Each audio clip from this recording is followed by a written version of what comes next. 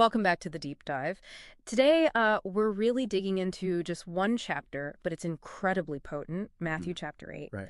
And our mission really is to pull out those, surprising bits, the memorable details, and maybe some deeper lessons from these really powerful encounters. Yeah, it's fascinating because Matthew 8, it works almost like a highlight reel. A highlight reel, yeah. It's this rapid-fire display of Jesus' authority, his power. Yeah. And it really challenges our assumptions, Yeah. About faith, power, transformation, all packed together. Absolutely. And it just dives right in. We start with this man with leprosy, a total outcast, right? Socially, religiously.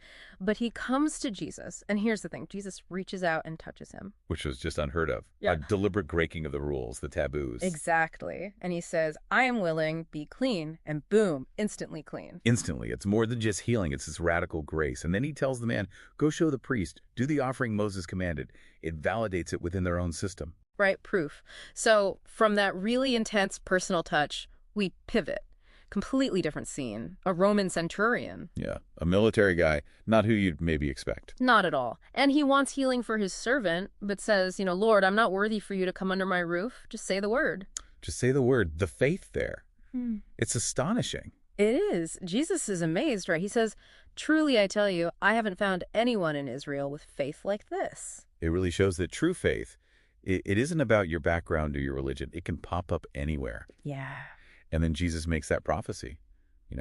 Many will come from east and west, while the subjects of the kingdom might be left out. That must have been pretty shocking for his audience. Faith over heritage. Definitely a reversal. And the healing doesn't stop there. Peter's mother-in-law, he touches her, fever gone. Just like that. Then that evening, loads of people, possessed, sick, healed with a word. And Matthew connects this straight back to prophecy, to Isaiah. He took up our infirmities and bore our diseases. It frames Jesus not just as a healer, but as fulfilling this ancient divine promise. Okay, so you see all this power, right? Healing, authority. You'd think everyone would just jump on board. You might think so. But then the chapter shifts gears. It shows the surprising cost of following. Right. This teacher of the law comes up all eager, I'll follow you anywhere. And Jesus' response is, well, pretty stark. Foxes have dens, birds have nests, but the Son of Man has nowhere to lay his head. Yeah, it's a real reality check. Following me means ditching security, comfort, maybe even a home. It's total detachment. And maybe even tougher is the next bit. Another disciple wants to go bury his father first, a sacred duty. Absolutely. But Jesus says, follow me and let the dead bury their own dead. Wow. It's radical. Means immediate commitment, following him above everything else, even family obligations, a complete reprioritization. Okay, so the cost is high. Then we get this scene on the lake, mastery over nature itself. The storm scene. Jesus is asleep in the middle of this furious storm, waves crashing over the boat.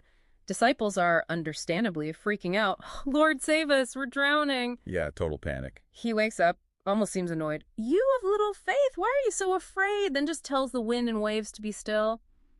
And they obey. Instantly. Instantly calm. And the disciples are just left thinking, what kind of man is this? It's not just healing power anymore, it's cosmic authority. Authority over creation. And then finally, over spirits.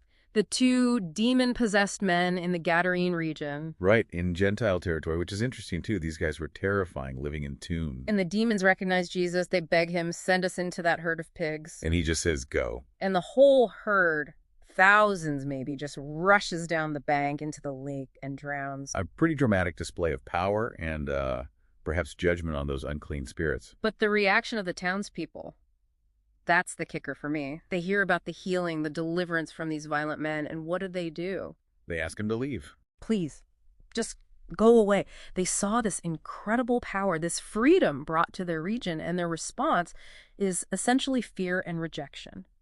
It's fascinating, isn't it? The whole chapter shows this spectrum. You get the centurion's amazing faith, the disciples' mix of fear and awe, and then these townspeople who just want the disruption gone. They prefer the status quo, even if it's broken. It seems that way sometimes. Extraordinary power, radical deliverance.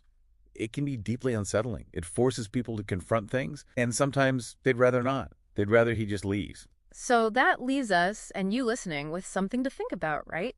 What does it mean when real power, real transformation shows up?